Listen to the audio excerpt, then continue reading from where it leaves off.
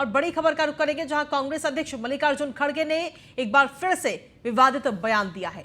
BJP और PM Modi पर सीधा निशाना मल्लिकार्जुन खड़गे की तरफ से साधा गया है। आपको बता दें कि मल्लिकार्जुन खड़गे के बयान पर अब भारतीय जनता पार्टी के नेताओं ने भी मोर्चा संभाल लिया है। खड़गे के खिलाफ संसद में बीजेपी हंगामा कर रही है। केंद्रीय मंत्री प्रहलाद जोशी का बयान सामने आया। उन्होंने कहा कि यह असली कांग्रेस नहीं है, कांग्रेस अपने निचले स्तर पर गिरेगी ये सोचा नहीं था, ऐसा कहना है अश्विनी चौबे का। कांग्रेस की निंदा करने में भी उचित नहीं समझता, ऐसा कहना है किरण रिजिजू का। और खड़गे ने देश की आजादी को लेकर बीजेपी पर उठाए थे सवाल। देश की आजादी में कांग्रेस ने दी कुर्बानी, ऐसा कहना है मल्लिकार्जुन खड़गे का, जो बयान सामने आया। और उस बयान को लेकर अब बीजेपी ने भी पूरा मोर्चा खोल लिया है। साथ ही मल्लिकार्जुन खड़गे ने कहा कि बीजेपी ने आज तक एक कुत्ता भी नहीं मारा। वहीं संसद में हंगामे के बाद भी अपने बयानों पर मल्लिकार्जुन खड़गे अडिग हैं। खड़गे ने माफी मांगने से साफ इनकार कर दिया है और उन्होंने कहा कि आजादी में सिर्फ कांग्रेस की ओर से कुर्बानी देने की बात उन्होंने कही थी। तो संसद के अंदर हंगामा कहीं ना कहीं देखने को मिल रहा है। मल्लिकार्जुन खड़गे की तरफ से जो बयान दिया गया उसको लेकर अब भारतीय जनता पार्टी ने अपना मोर्चा संभाल लिया है। मल्लिकार्जुन खड़गे ने बीजेपी और प्रधानमंत्री नरेंद्र मोदी को लेकर अपना बयान दिया था, जिसको लेकर अब बीजेपी के जो बाकी अन्य नेता हैं वो भी एक एक करके अब मोर्चा संभालते हुए नजर आ रहे हैं। उनकी तरफ से भी अब एक एक करके बयान सामने आ रहे हैं और साथ ही संसद में भी हंगामा होता हुआ नजर आ रहा है। हालांकि मल्लिकार्जुन खड़गे अपने बयान पर अडिग हैं। उन्होंने सीधे तौर पर माफी मांगने से साफ इनकार कर दिया है कि वो अपने बयान को लेकर कोई माफी नहीं मांगेंगे। वहीं केंद्रीय मंत्री प्रहलाद जोशी का कहना है कि यह असली कांग्रेस नहीं है। इसके अलावा अश्विनी चौबे का कहना है कि कांग्रेस अपने निचले स्तर पर गिरेगी ये सोचा नहीं था। वहीं किरण रिजिजू का कहना है कि कांग्रेस की निंदा करना भी मैं उचित नहीं समझता। दरअसल मल्लिकार्जुन खड़गे ने देश की आजादी को लेकर बीजेपी पर सवाल उठाए थे। उन्होंने कहा था कि देश की आजादी में कांग्रेस ने कुर्बानी दी है, बीजेपी ने आज तक एक कुत्ता भी नहीं मारा है।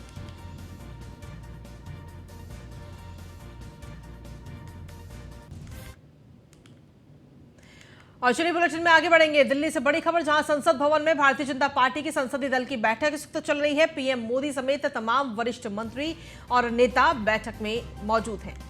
2024 लोकसभा चुनाव की तैयारियों और रणनीतियों पर चर्चा हुई। 2023 में 9 राज्यों में विधानसभा चुनाव होने वाले हैं और इन विधानसभा चुनाव की रणनीतियों पर भी चर्चा हुई है। 2023 को इंटरनेशनल मिलेट्स ईयर के रूप में भी मनाए जाने का फैसला लिया गया है। इंटरनेशनल मिलेट्स ईयर के तहत पोषण अभियान को बढ़ावा दिया जाएगा। 2023 में मिलेट्स को जन आंदोलन बनाने का लक्ष्य रखा गया है।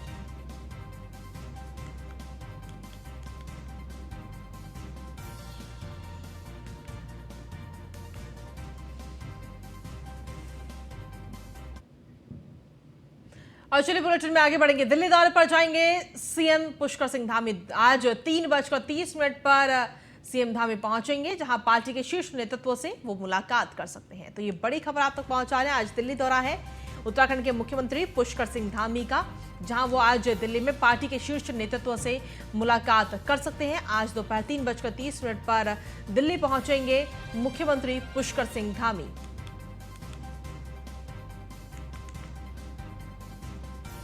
तो बड़ी खबर आप तक पहुंचा रहे हैं। आज दिल्ली दौरे पर जाएंगे मुख्यमंत्री पुष्कर सिंह धामी।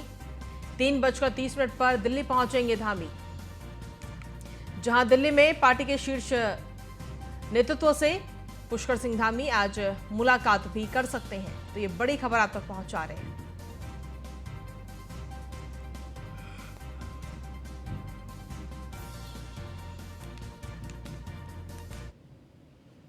उत्तर प्रदेश सरकार के अल्पसंख्यक कल्याण राज्य मंत्री दानिश आजाद अंसारी ने दिल्ली में न्यूज वन इंडिया से खास बातचीत की। इस दौरान दानिश आजाद अंसारी ने ग्लोबल इन्वेस्टर समिट को लेकर चर्चा की और बताया कि उत्तर प्रदेश में रोजगार बढ़ रहा है और विदेशी निवेश भी आ रहा है।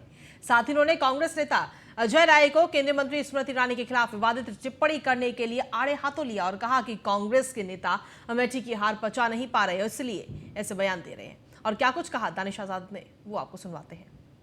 हमारे साथ बातचीत करने के लिए उत्तर प्रदेश सरकार में दानिश आजाद अंसारी जी हैं। सर, आप दिल्ली दौरे पर आए हुए हैं, कल प्रधानमंत्री से भी आपकी मुलाकात हुई, किन विषयों को लेकर चर्चा हुई?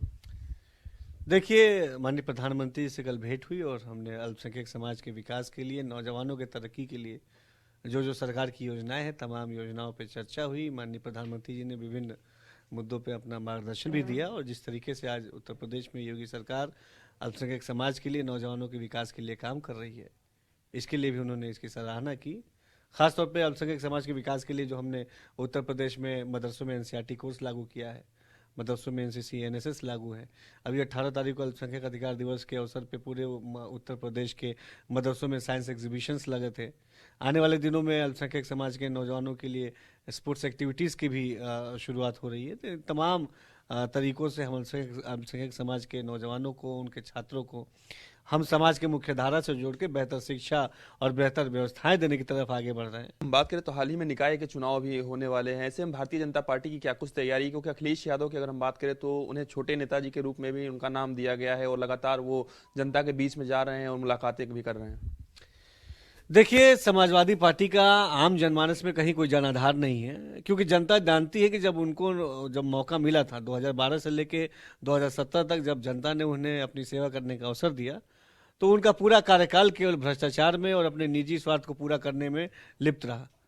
लेकिन 2017 के बाद से, जब से उत्तर प्रदेश में योगी सरकार है, लगातार प्रदेश के विकास के लिए, आवाम की तरक्की के लिए योगी सरकार ने ईमानदारी से काम किया है। आज काम का नतीजा है। ऐसे में उत्तर प्रदेश की हम बात करें तो उत्तर प्रदेश में मदरसों की बेहतरी के लिए आपका मंत्रालय और सरकार क्या कुछ करने जा रही है? देखिए, हमने 2017 के बाद से योगी सरकार ने लगातार मदरसा शिक्षा की बेहतरी के लिए काम किया। दीनी तालीम में योगी सरकार ने कहीं कोई छेड़छाड़ नहीं की।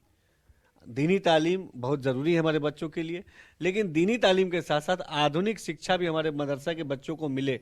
मदरसा का बच्चा भी मैथ्स, साइंस, कंप्यूटर पढ़े, ये भी उस बच्चे की ज़रूरत है। इन ज़रूरतों को समझते हुए उत्तर प्रदेश की योगी सरकार ने मदरसा शिक्षा में math, science, computer, NCERT course लागू किया। उत्तर प्रदेश की अगर हम बात करें तो यूपी ग्लोबल इन्वेस्टर समिट भी होने जा रहा है। ऐसे में विपक्ष की ओर से अखिलेश यादव लगातार टिप्पणियां कर रहे हैं, ट्वीट्स कर रहे हैं, वो कह रहे हैं कि कागज पर मोमबत्ती जला देने से उजाला नहीं हो जाएगा। देखिए, अखिलेश यादव जी को मुझे लगता है कि उत्तर प्रदेश की डेवलपमेंट से कुछ खासा मतलब पसंद नहीं है उनको। जब वो सरकार में थे तभी भी उन्होंने डेवलपमेंट के लिए कोई काम नहीं किया। आज जब योगी सरकार उत्तर प्रदेश की डेवलपमेंट के लिए काम कर रही है, उत्तर प्रदेश का माहौल ऐसा बना है कि आज विदेशों से निवेश उत्तर प्रदेश में आ रहे हैं। अलग अलग देशों से डेलीगेशन आके उत्तर प्रदेश के मुख्यमंत्री से मुलाकात करता है। अच्छी चीज़ अगर सरकार करती है तो उसकी भी तारीफ करना, ये भी विपक्ष की जिम्मेदारी है। विपक्ष की जिम्मेदारी केवल इतनी नहीं है कि हर किसी बात पे सरकार के ऊपर उंगली उठाना। धन्यवाद सर। तो ये थे हमारे साथ उत्तर प्रदेश सरकार में मंत्री दानिश आजाद अंसारी जी, जिनका साफ तौर पे कहना है कि कांग्रेस पार्टी अपने हार को स्वीकार नहीं कर पा रही है और निश्चित तौर पे अमेठी की जनता ने स्मृति ईरानी को चुना है और इसे कांग्रेस पार्टी को भी स्वीकार करना चाहिए। वीडियो जर्नलिस्ट हिमांशु के साथ पीयूष तिवारी, नई दिल्ली। वहीं कांग्रेस नेता अजय राय की ओर से केंद्रीय मंत्री स्मृति ईरानी के खिलाफ की गई विवादित टिप्पणी पर बीजेपी अब हमलावर है और इसी कड़ी में बीजेपी सांसद नवनीत राणा ने अपनी प्रतिक्रिया दी। उन्होंने अजय राय के बयान की निंदा की और अशोभनीय बताया। और क्या कुछ कहा सांसद नवनीत राणा ने, आपको सुनवाते हैं। कांग्रेस की दिमागी हालत कुछ ठीक नहीं है, क्योंकि महिलाओं पे बोलने की एक संस्कृति और एक मर्यादा हम लोगों को हमारे परिवार से दी गई है। शायद वो संस्कृति वो भूल गए हैं, क्योंकि जो भी महिलाएं जिस भी मैदान में उतरती है तो अपने कैलिबर से वो आगे आती है और स्मृति ईरानी जी का भी उस कैलिबर से ही वो जीती हैं। मुझे लगता है इन लोगों को अब विचारधाराएं बहुत पीछे छूट गई हैं। इनको आगरा में जो हॉस्पिटल है वहाँ एडमिट करने की बहुत आवश्यकता है। इन्होंने भी ये स्टेटमेंट दिया है, वो मुझसे बहुत ज़्यादा सीनियर है और बहुत ज़्यादा अनुभवी है और मुझे लगता है वो पीएम मोदी का विरोध करना है करके वो अपनी मर्यादा भी भूल जाते हैं और देशभक्ति भी भूल जाते हैं। और चलिए बुलेटिन में आगे बढ़ेंगे, बात करेंगे अब दिल्ली के, जहां पर नारायण थाने के एसएचओ ने एक शादी समारोह में जमकर ठुमके लगाए हैं। डांस करते समय एसएचओ ने जमकर नोट भी उड़ाए हैं और एसएचओ का डांस करते हुए वीडियो काफी तेजी से वायरल हो रहा है। इस वीडियो में वर्दी पहनकर नारायण थाने का एसएचओ है और डांस करते हुए एसएचओ का नाम श्रीनिवास बताया जा रहा है। ये तस्वीर इस वक्त आपको दिखा रहे हैं। इस वीडियो में वर्दी पहनकर डांस करते नजर आ रहे हैं नारायण थाने के एसएचओ।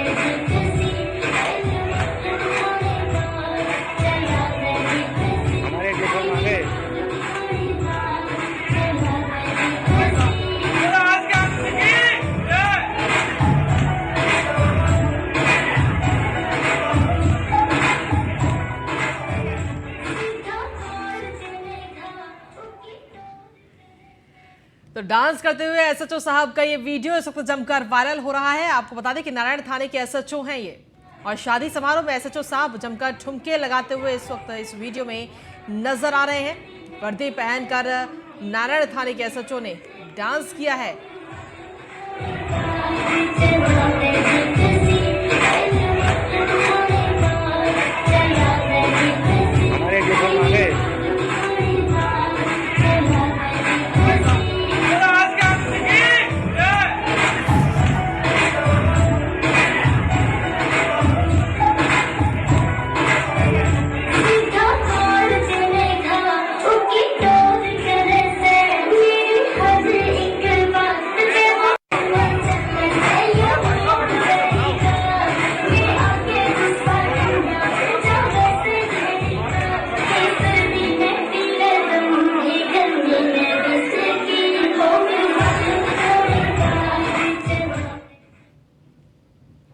और देश निर्भर में आगे बढ़ते हैं। राहुल गांधी की भारत जोड़ो यात्रा का आज राजस्थान में आखिरी दिन है और यात्रा अलवर के कटिघाटी पार्क से सुबह करीब 6:30 बजे शुरू हुई। यात्रा अलवर शहर से होकर गुजरेगी।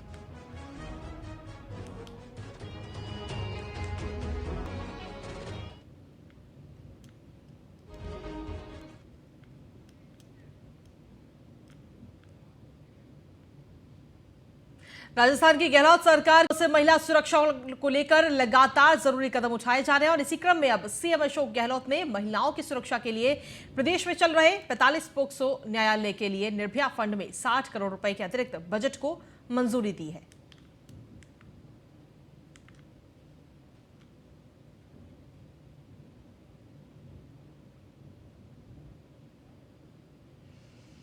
राजस्थान सरकार की ओर से दुग्ध उत्पादन पशुओं की देशी नस्लों के सुधार के लिए भ्रूण प्रत्यारोपण तकनीक को बढ़ावा दिया जा रहा है और पशुपालन और गौपालन विभाग के सचिव कृष्ण कुणाल ने जानकारी देते हुए बताया कि भ्रूण प्रत्यारोपण राज्य में पशु उत्पादन और पशु नस्लों में सुधार कर पशु उत्पादन में एक अहम भूमिका निभाएगा। इस तकनीक के माध्यम से न केवल मादा गौवंश की संख्या में बढ़ोतरी होगी बल्कि सड़क पर घूमते आवारा पशुओं की संख्या में भी कमी आएगी। बता दें कि सोमवार को कृष्ण कुणाल ने पशुधन भवन में डेयरी सर्विसेज और दिल्ली के विशेषज्ञों द्वारा पीपीटी प्रेजेंटेशन के लिए आयोजित बैठक की अध्यक्षता कर रहे थे, जिसमें उन्होंने बताया कि सीएम अशोक गहलोत पशुपालकों और पशुधन के संरक्षण को लेकर संकल्पित हैं।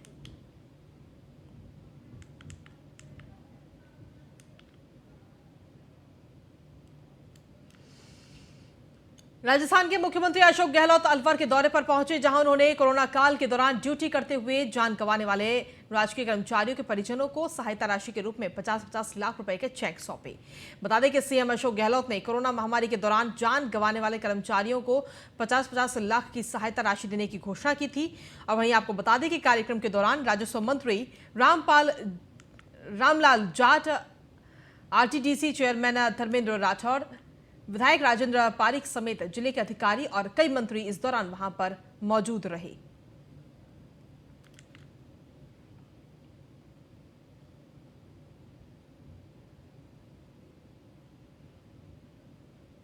सीतामढ़ी में पुपरी थाना क्षेत्र के हरदिया गांव निवासी सोमन महतो के दामाद सरोज कुमार माझी को नकाबपोश अपराधियों ने गोली मारकर गंभीर रूप से घायल कर दिया। घटना पुपरी बसेठा पथ पर समहोली के नजदीक बताई जा रही है। घायल युवक सरोज कुमार का इलाज पीएचसी पुपरी में किया जा रहा है।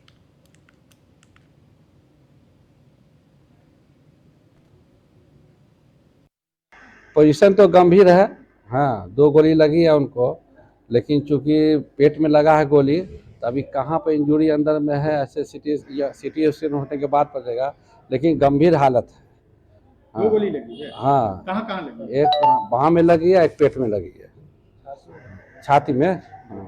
कैसी पोजीशन है पेशेंट की? पेशेंट हालत गंभीर है, अभी हम लोग कुछ कहा नहीं जा सकता है। हमारे साथ गोली मार दिया बाई में हमको। कितनी गोली लगी है? मालूम नहीं है। कहाँ पे हुई है घटना? वो बसैठा से आगे। क्या गाड़ी से था वो लोग भी? वो सब बाइक से था। कितना लोग था? 2 लोग हमारे साथ। वहीं सीतामढ़ी में आग लगने की घटना से 3 घरों की लाखों रुपए की नकद के साथ साथ अन्य कीमती सामान जलकर खाक हो गया। ग्रामीणों की कड़ी मशक्कत के बाद घर में रखा नकद और कीमती सामान नहीं बचाया जा सका। किसी तरह से लोगों ने मवेशी को निकालने में सफलता हासिल की। घटना की जानकारी स्थानीय सीओ और थानाध्यक्ष को दी गई। फिलहाल प्रशासन की ओर से आवश्यक कार्रवाई पूरी की जा रही है।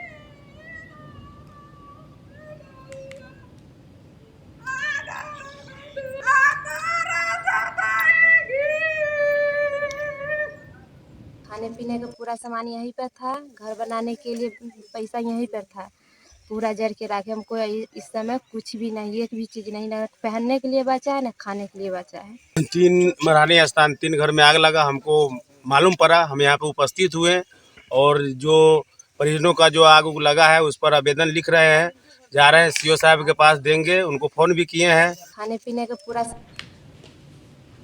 वहीं बिहार के सुपौल इंडो नेपाल अंतर्राष्ट्रीय बॉर्डर के पास नेपाल से तस्करी कर करीब 600 किलो प्रतिबंधित गांजे के साथ एक नेपाली गांजा तस्कर को एसएसबी ने गिरफ्तार किया है। इंडो नेपाल सीमा की सुरक्षा में तैनात 45वीं बटालियन में कमांडेंट आलोक कुमार ने बताया कि एसएसबी ने गुप्त सूचना के आधार पर कार्रवाई की। वहीं बता दें कि गांजा सहित तस्कर को भारत सरकार गृह मंत्रालय नारकोटिक्स कंट्रोल ब्यूरो पटना को कानूनी कार्रवाई करते हुए सुपुर्द किया गया।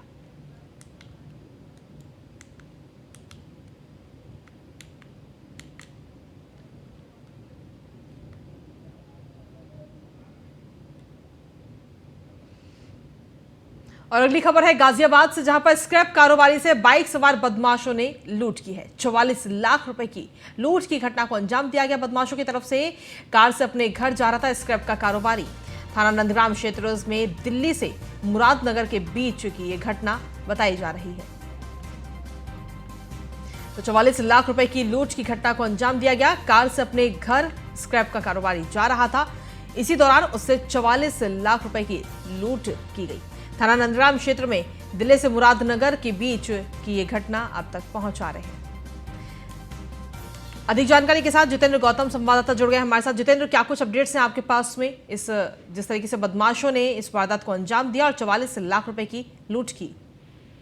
बिल्कुल, देखिए ये जो मामला है ये कल का मामला है और कल दिल्ली के कारोबारी जो कि स्क्रैप कारोबारी हैं वो मुरादनगर की तरफ जा रहे थे और इसी दौरान नंदग्राम थाना क्षेत्र में 2 बाइक सवार आते हैं और उनकी गाड़ी को रोकते हैं और हथियार के बल पर उनसे जो है लगभग 35 से 40 लाख रुपए लूट लेते हैं। जिसके बाद जो कारोबारी था उसने पुलिस को सूचना दी और पुलिस भी मौके पर पहुंचती है, लेकिन तब तक जो बदमाश थे वो फरार हो चुके थे और अभी तक लगातार उनकी तलाश जारी है। जी चलिए, शुक्रिया तमाम जानकारी देने के लिए जितेंद्र। और इसी के साथ फिलहाल मेरे साथ इस बुलेटिन में इतना ही। बाकी देश दुनिया की तमाम खबरों के लिए बने रहिए न्यूज़ 1 इंडिया के साथ।